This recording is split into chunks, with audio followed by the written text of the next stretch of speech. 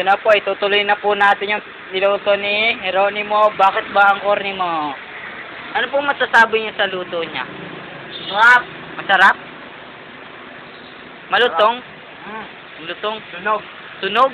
Grabe po, ang sarap nga. Ikaw po, ano po masasabi niya sa luto? Grabe. Sarap! Masarap din! Walang masasabi. Wala! Ba't may nasabi ka? May nasabi ako dahil napusog ako sa sarap. Ay, Ang tindi mo, Jeronimo, bakit ba ang corny mo? Oh! Para kang mais, ba't maalat sa patis? Ano pong masasabi niyo sa luto niya na para... Ano pong mapapaliwanag niyo kung bakit siya gumaling magluto? Ano po nakakatawa? Sa paraan niya yan, dahil kapag manahan niya yan eh.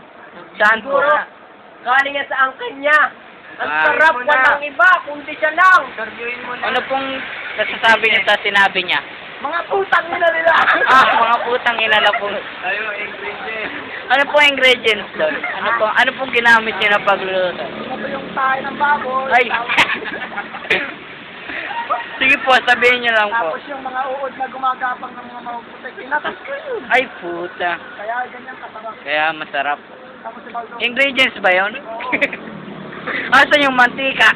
Ang pinaka-magic sarap na ginamit natin ay grasa. Ay, grabe. Pakita niyo po ang grasa. Papakita ko po. Ito ang battery namin. Motolite.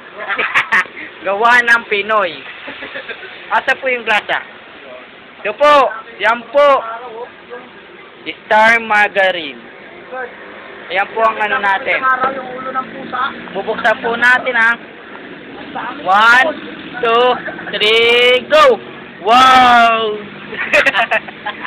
Yan po ang ginamit sa pagluluto na Aming uod ng ulo ng pusa. piniritong baboy. Walang iba. Sarap.